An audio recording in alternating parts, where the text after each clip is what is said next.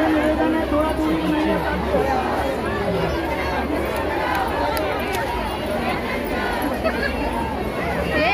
केजरीवाल भी तो ला ली कितना बड़ा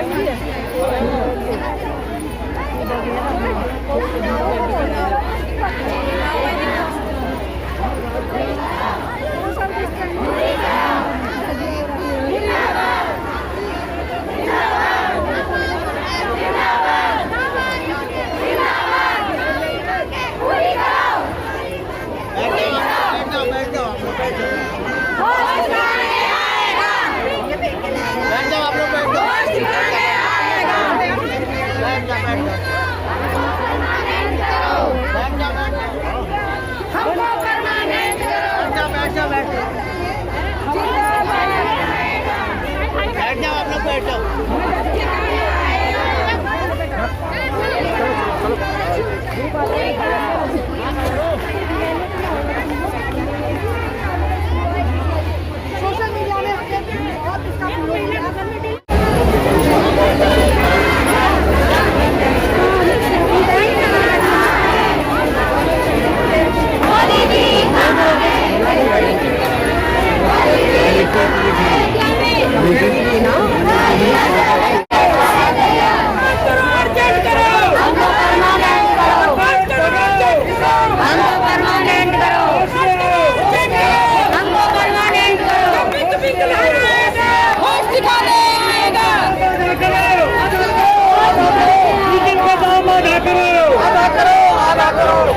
यहाँ आशा वर्करों के साथ हजारों की संख्या में इकट्ठा हुए, उसका कारण क्या है, क्यों आए आज यहाँ? सर, हम मोदी सरकार के खिलाफ इस वक्त आंदोलन कर रहे हैं और हमारा सीधी मांग ये है कि मोदी सरकार जो सभी के लिए कह रही है कि हमने कुछ ना कुछ दिया है, लेकिन आशाओं के लिए कुछ नहीं दिया है। 45वें सम्मेलन में जहाँ पर कि सभी केंद्र सरकार और राज्य सरकार मौजूद थे, उसमें ये सिफारिश दी गई थी उस सम्मेलन में कि आशाओं को कर्मचारी का दर्जा दिया जाएगा, आंगनवाड़ी और मिड डे मील को भी कर्मचारी का दर्जा दिया जाएगा, वेतन दिया जाएगा। लेकिन अभी तक इस पर ना तो केंद्र सरकार ने कुछ किया है, ना ही राज्य सरकार ने कुछ किया है। किसी भी राज्य की सरकारों ने कुछ नहीं किया। तो इसलिए पूरे देश भर में ये आंदोलन चल रहा है और इसमें हमारी मुख्य मांग यही है कि सभी स्कीम वर्कर्स को सरकारी कर्मचारी का दर्जा दीजिए, जैसा कि सिफारिश थी 45वें सम्मेलन की, और न्यूनतम वेतन दीजिए। मैडम 2014 में मोदी जी कहा करते थे कि बेटी बचाओ बेटी पढ़ाओ, तो मतलब सबका सम्मान सबका मान रखेंगे, लेकिन इस इलेक्शन में उन्होंने किसी को कुछ नहीं बोला। तो आप बेटियों को कैसे सुरक्षित रख सकते हैं वो लोग?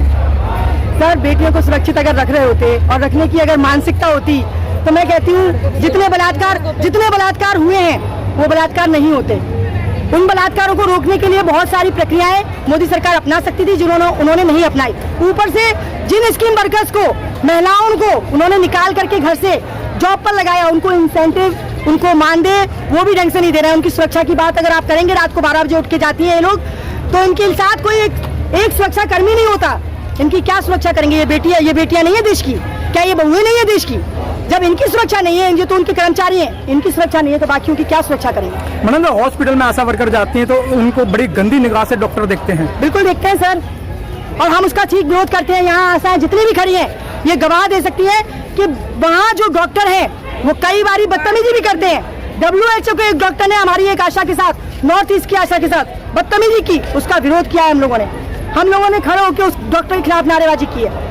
ये बिल्कुल बर्दाश्त नहीं किया जाएगा। यूनियन से किसी भी हद तक इतना सा भी बर्दाश्त नहीं करेगी अगर कोई भी मेल डॉक्टर, कोई भी कर्मचारी आशाओं के साथ बदतमीजी करता है एज अ मेल मेंबर, तो हम उसको विरोध करेंगे, और न सिर्फ विरोध करेंगे, हम उसके ऊपर पुलिसिया कार्रवाई भी करेंगे। मतलब काफी साल हो गए आपको संघर्ष करते हुए, आपकी बातों को नहीं माना जा रहा। हमारी बातों को सर ऐसा नहीं है, माना नहीं जा रहा है। बात यह है कि हमने मांग की थी कि राज्य सरकार से 10,000 की, उन्होंने 3,000 इंसेंटिव कर दिया, डबल कर दिया। अभी भी हम लोग जो स्ट्राइक कर रहे हैं, ये कोविड-19 के महामारी के दौरान जो हम लोगों को प्रॉब्लम फेस हो रही है, ना सुरक्षा साधन है, ना हमारे पास इंसेंटिव है, प्रॉपर 500 रुपए की पेमेंट पे हमारी बहुत सारी आशा वर्कर अपनी जेब से खर्चा करके काम कर रही हैं, जा रही हैं जगह जगह जा करके कोविड-19 के पेशेंट को आइसोलेशन में कर रही हैं, उनको स्टैंप लगा रही है, ऑक्सीमीटर लगा रही है। लेकिन सरकार ने इनके इंसेंटिव पर कोई ध्यान नहीं दिया, इनके मानदेय पे कोई ध्यान नहीं दिया। इसकी इम्यूनिटी पावर कहाँ जाएगी इन लोगों की? इन लोगों की इम्यूनिटी पावर कैसे रहेगी जब ये 500 रुपए, और केंद्र सरकार ने तो भीख दी है, 1000 रुपए की भीख दी है हम आशाओं को। उन्होंने ये कहा है कि कोविड-19 का काम जो आशाएं करेंगी सिर्फ उनको 1000 रुपए महीने का दिया जाएगा, मतलब 33 रुपए पर डे का। आप सोच सकते हैं 33 रुपए में ना तो इनका खुद का पेट भर सकता है, तो परिवार के पेट की तो बात ही खत्म। लेकिन मैडम इस समय मोदी जी ने वो मंदिर दे दिया आशा वर्करों के लिए, पूजा पाठ करो उसमें। भैया भूखे पेट भजन नहीं होते, यहाँ पेट में नहीं होगा। यहाँ मोदी अगर पेट में भरने को देता, ये जो सरदार वल्लभ भाई पटेल की मूर्ति बनाई उसकी जगह अगर इन आशाओं को इंसेंटिव डबल कर देते, इनका पेमेंट परमानेंट कर देते, इनको परमानेंट कर देते, तो हम कहते हैं दुनिया का सबसे बड़ा भला कर देते, वो हमारे भारत का सबसे बड़ा भला कर देते। हमारे भारत की कई सारी बेटियां इससे घर चला पाती हैं अपना, तो ये बहुत बड़ा कदम होता। लेकिन राम मंदिर केवल बना देने से कुछ नहीं होता।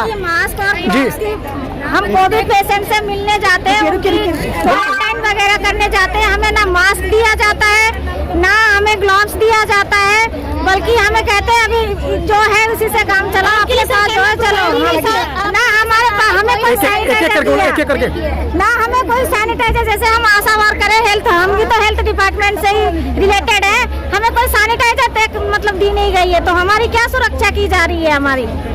हम भी तो काम कर रहे हैं कोविड-19 करने के लिए 5-5 लोगों को भेजा जाता है, हमारे साथ एक भी कोई भी नहीं जाता। इवन एक आशा वर्कर जाती है जिसको सिर्फ एक ग्लव्स और एक मास्क दिया जाता है, और कोई भी हमें डॉक्यूमेंट नहीं दिया जाता उनको आइसोलेट करने के लिए। ऑक्सीमीटर का हम हर 14 दिन का उनका रिपोर्ट देते हैं, उसका हमें कुछ नहीं मिलता। और जबकि एएनएम अगर हमारे साथ जाती है तो वो पूरा कोट वगैरह पहन के पूरी प्रोटेक्शन के साथ जाती है, और आशा वर्कर को कोई भी प्रोटेक्टिव चीजें नहीं दी जाती, कोई इक्विपमेंट नहीं दिया जाता उसको। अब क्या चाहते हैं आप? यहाँ तो सीधे यही बात दिखाई दी जा रही है कि जो 5000 आशा कमाती है वो मर जाए, लेकिन 50,000 कमाने वाली है ना, मैं सेफ्टी से अपने अंदर बैठी रहे, उनको हर चीज दी जाती है और आशा को कुछ नहीं दिया जाता। हमें 5,000 कमाने वाली दिखा देती है, हमारे ख्वाहिशों को काटा जाता है, सारा कुछ काटा जाता है। हमारे घर वाले कोविड पेशेंट हो गए, हमें कोई प्रोटेक्शन नहीं दी गई है, टाइमिंग नहीं है, जब मर्जी उठ के ना हमसे हमारे साथ अच्छा बिहेव किया जाते हैं। वो लोग कहते हैं कि तुम्हारे लिए पीछे से कुछ नहीं आ रहा है, तो बताइए ऐसे में हम लोग क्या करेंगे, कहाँ जाएंगे हम लोग? हमारे घर वाले कोविड-19 के शिकार हो गए, उनको कोविड हो चुका है, क्या करेंगे हम बताइए? कैसे काम करेंगे जब तक हमें प्रोटेक्शन नहीं दी जाएगी? हर एएनएम को शील्ड दी जाती है, कोट दिया जाता है, पूरी प्रोटेक्शन पैर से लेकर सब तक दी जाती है, मगर हमको कुछ नहीं दिया जाता है। क्या करेंगे बोलिए? हम लोग आज मजबूर हो गए, हर एक आशा वर्कर के रोड पे। मोदी सरकार, मोदी सरकार, मोदी सरकार, मोदी सरकार,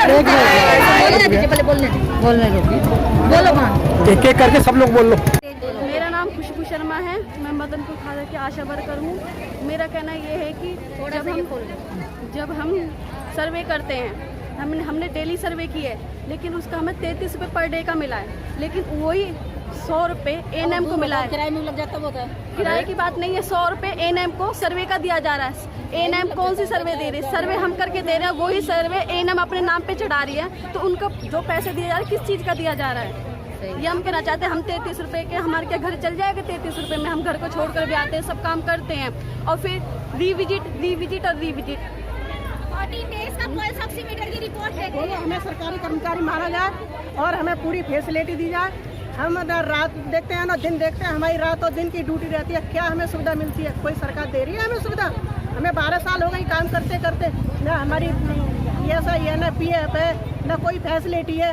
आगे हमें कुछ हो जाएगा तो हमारे परिवार की जिम्मेदारी कौन लेगा? हमें ही बीमारी हो जाएगी तो हमें कौन खर्चा चलाएगा हमारे बच्चों का? चलो ठीक है, सैलरी कितनी देते हैं? सैलरी कितनी देते हैं? पैसे कितने देते हैं? मैं दिल्ली से हूँ और मेरा नाम निशा है। हमारे यहाँ पे ऐसा है कि सिर्फ आशा को भेजा जाता है सर्वे करने के लिए, कोई एएनएम साथ नहीं जाती। हमें सैनिटाइजर भी ऐसे दिया जाता है जैसे कोई प्रसाद दे रहे। हम चाहे महीने में कितना भी सर्वे करें, सिर्फ 1000 रुपए मिलता है। उस 1000 रुपए से हम कैसे अपने बच्चे पाल लेंगे?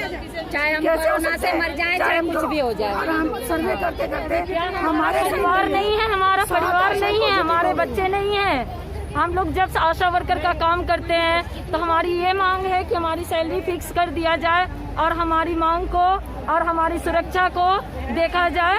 जो हमें प्रोटेक्शन चाहिए वो मिलना चाहिए। जो है मैं सिर्फ ये कहना चाहती हूँ, एक तरफ तो वो कहते हैं कि बराबर का दर्जा दो, ठीक है, हमको 10 साल हो गए काम करते करते। एक आशा वर्कर फक्र से ये नहीं कह सकती कि मैं अपने बच्चे को पाल सकती हूँ। हम एक बच्चे का भी खर्चा नहीं उठा सकते, हम अपना खर्चा भी नहीं उठा सकते। 3000 में क्या होता है, 10-10 साल काम करते हो गए। अगर कहीं झाड़ू भी लगाते तो भी हमारी अभी तक 10 साल में हम वहाँ भी परमानेंट हो जाते। और वो भी पॉइंट है, वो भी पॉइंट है, हम कहाँ से लाएं? हर महीने का पॉइंट कहाँ से लाएं? हर महीने कहाँ से करें? इतनी मुश्किल है सर, सैलरी पूरी नहीं आती है। अप्रैल की सैलरी कुछ भी नहीं, जीरो भी है सबकी, किसी का कोई पैसा नहीं, कोई। Do like and subscribe Nation News. Do like and subscribe Nation News.